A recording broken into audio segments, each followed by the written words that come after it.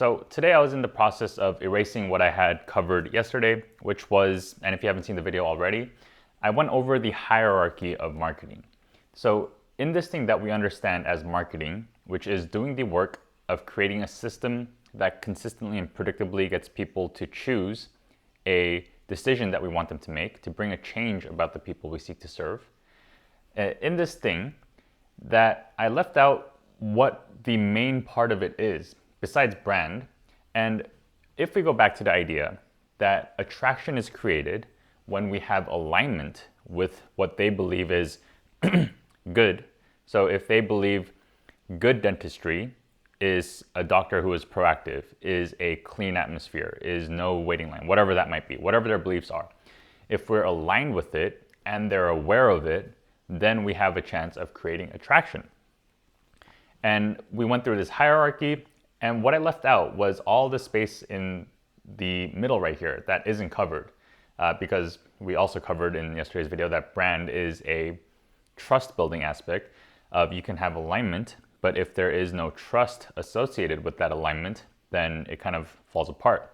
That you need alignment and trust because it's easy for someone to show up one way, but the next time you meet them, they might show up a completely different way.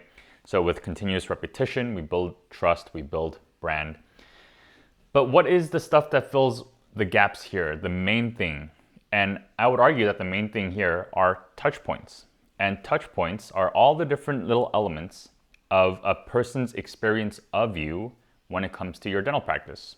Or if you're seeking to attract people for, let's say, a business partnership or a sponsorship or a venture capital, you're looking for an investor, it would be all the things that, or touch points would be all the things that interact at that level.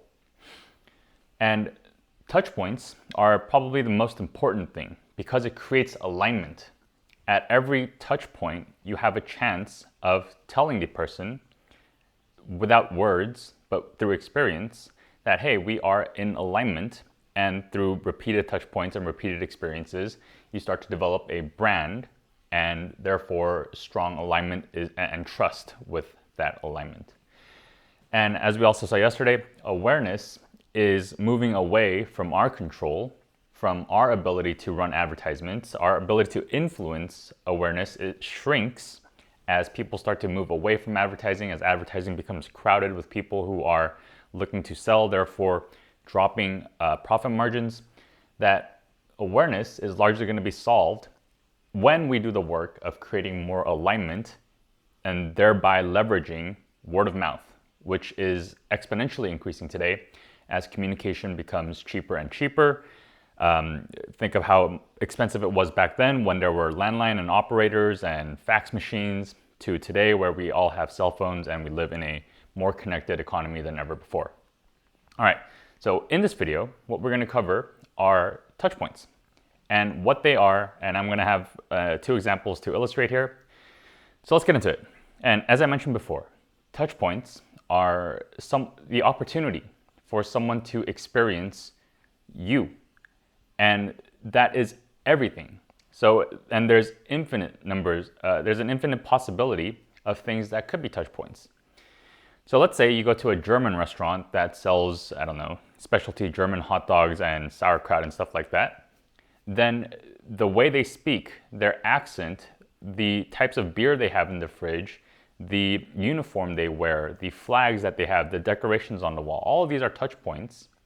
So that for people, if you seek to serve people, if you seek to attract people who want that kind of thing, then that's going to be the touch points that you want to align for.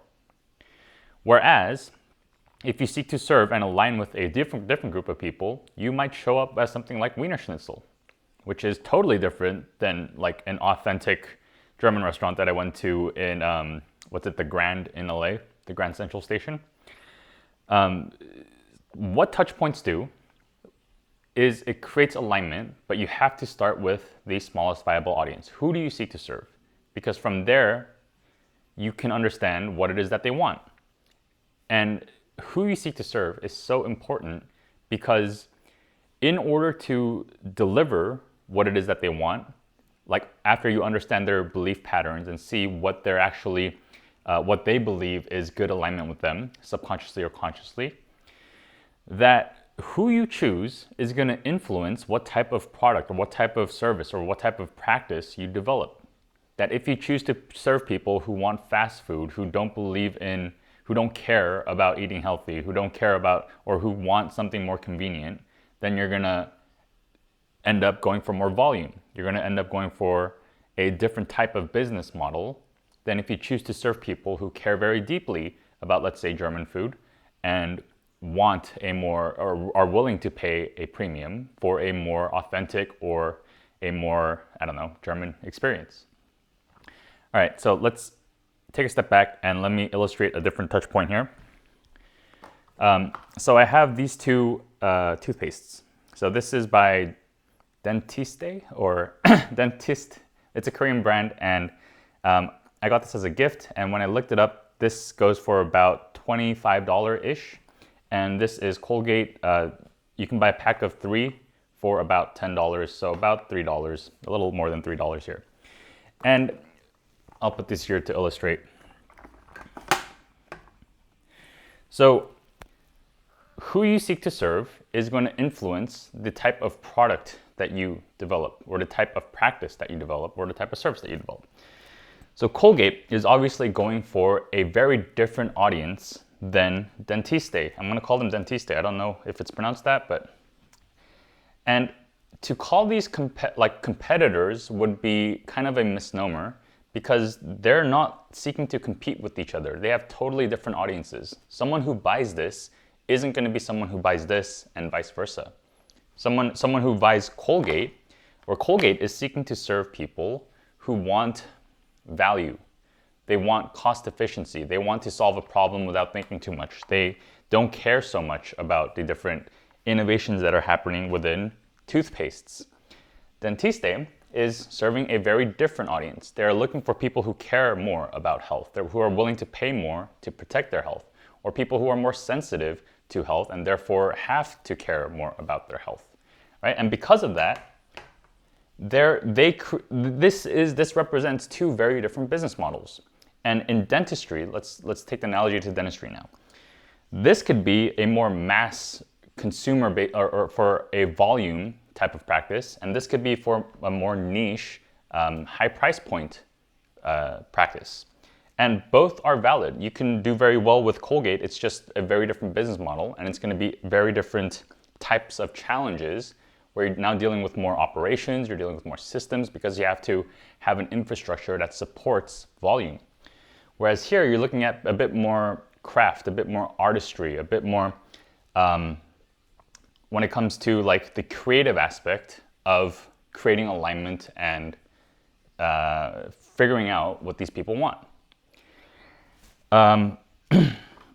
And let's talk about the actual financial side for a second, because I think this is also important to illustrate. That the people you seek to serve are going to influence the types of touch points you need to create in order to create alignment. And because of those touch points, it's going to impact your business model. And let's take a look at what the financial aspects of that could look like. So this is about $3.33 per tube. And this is about $25. I hope you can see that. I don't know how much it costs Colgate to manufacture, but I would go out and say, I have a little history of sourcing some stuff. So let's say this costs them about 60 cents, or let's say it's $1 to produce.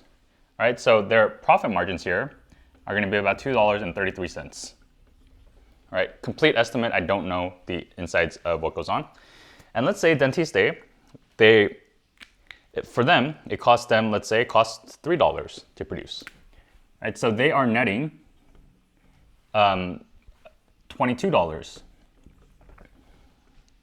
And of course, the actual costs of designing and implementing might be a little bit higher for this, but compared to the actual back end of what they're going to make in the future, it's really negligible.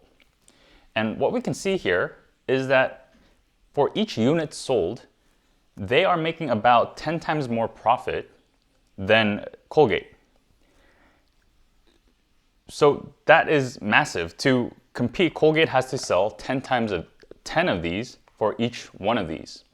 And that's a very different problem to solve. How do you sell 10 of something to someone versus one of something to someone, right? So Colgate has to solve the problem of repetition, of volume and scale, whereas these people have to solve more of the problem of alignment. And I think the future is in selling more of this. So as we see trends, we've been empowered now with the advent of the internet and especially online shopping. People, online communities, niche groups, all this stuff allow people to choose things that are more meaningful to them, and it empowers people to choose things that typically were considered niche and hard to find. I won't go into the specifics, but like think of online shopping.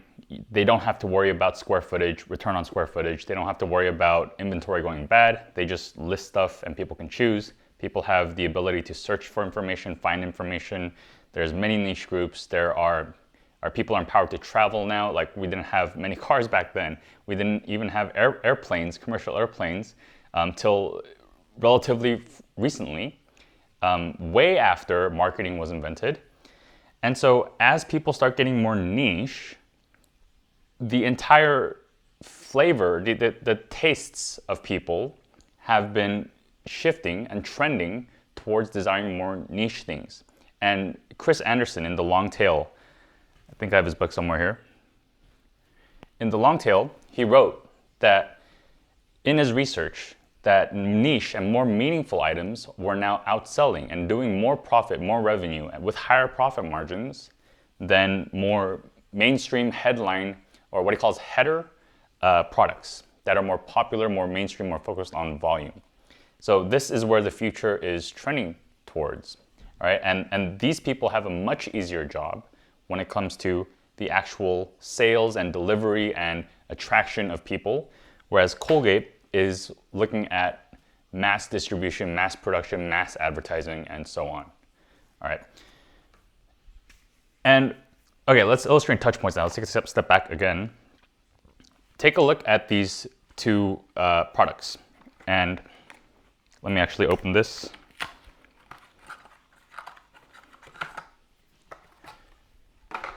So you could consider everything a touch point, and it's our job to be very creative with what we take into our sphere of what we control and say that it's up to us to influence this aspect of their experience with us. So if you look at any very renowned, very reputable fine dining restaurant, they have been very successful because they took every aspect and took responsibility for it. They take responsibility for how the parking lot looks. They take responsibility for where the location of their restaurant is. They take responsibility for the scenery, so on and so forth. And the most successful ones are the ones who take ownership and responsibility for as many touch points as they can. Whereas the other ones, the people who don't have that level of passion and dedication to crafting this experience, don't put in that level of detail. They take as many few touch points into ownership as possible, just the bare minimum. All right, and that's kind of what we see here. Here we see Colgate with the standard toothpaste packaging, standard cap, and everything. And so if you wanted average, then this would be a pretty good choice. It would be a good choice. But the problem is there's a lot of average. Colgate is probably competing with a lot of other toothpaste manufacturers who say that they can produce a cheaper toothpaste. And so they have there's challenges to showing up as a commodity and showing up as very average. But now, like, take a look at the touch points that go on here. This isn't even a traditional standard tube. You gotta like pump down on it. There is like I don't know what this is called, but like the silver strap that goes around it, the band, that's a touch point. The choice to put natural like mints here is a choice. The choice to put like crystals here is a touch point choice as well. And all of these, it's not, apparently it's made in Germany. But all of these are things that you can take into consideration. And so let's extend an analogy once again to dentistry. The uniform your staff wears could be a touch point. The way you speak is a touch point. The accents you have are definitely touch points. The things people wear. Why do Japanese sushi restaurants have Japanese people working behind the counter? Maybe more traditional ones, but that's a touch point. The website is definitely a touch point. And all of these things, what we seek to do in this thing we call marketing is creating more alignment. What it's doing is at each experience point, we are reinforcing the idea that we are aligned and that we are a good choice for them. So what are the touch points that lead to decision making? So throughout their journey with you, let's say a patient comes into your office, there's going to be a patient journey from before they even knew about you to them deciding to learn more about you on your website or on your social media or wherever, to them deciding to book a call or book an appointment or schedule an appointment or call you on the phone, to their decision to actually showing up, to their decision to accepting treatment or not, and to their decision to continue coming back. All of these are decisions, and they're being influenced by touch points because it's going to affect whether or not there is alignment or not. If you seek to serve people who want a more high-end service or high-end experience, and they're showing up to your website and they see that it is out of alignment, you're not going to create as much attraction. I don't think website's the end-all be-all, but it's a very important step before they make a decision to actually visiting you, because how else are they going to gain alignment? How else are they going to know that you're aligned besides the online experience first? It's very rare that they would walk in, learn everything about you, and then make the decision of scheduling an appointment. All right, and then after they come in and like make that decision, what are the touch points that are going to influence the next decision? And you have to think about what the potential touch points could be and work on creating alignment for the next decision, and so on and so forth. All right, and that is the hardest part of marketing, is creating alignment, doing this work of piece by piece, making things better and better for the people we seek to serve, so much so that you start to leverage word of mouth and you create massive amounts of attraction. All right, so I hope this video was helpful. There was a lot and I kind of went all over the place, but to quickly summarize, in this work of marketing, doing the work of creating a system that consistently and predictably creates change among the people we seek to serve, touch points are going to be a crucial and one of the most fundamental things that you're going to be doing. It's going to be creating alignment with the people you seek to serve. Things like your logo, things like your website, social media, all these things. Touch points to create alignment with the people you seek to serve so that they can be attracted and so that you can grow and thrive as a practice. All right, if you want to learn more, I have a free course in the description. It's going to walk you through everything. It has a lot of different exercises on how to identify the major touch points that people are going to experience before they make the next decision with you. It's going to have much more on things like positioning, how to position yourself as a practice that is perfectly aligned with these people that you seek to serve as well. So check it out. I think you'll find it very valuable, and I'll see you guys in the next one. Thanks.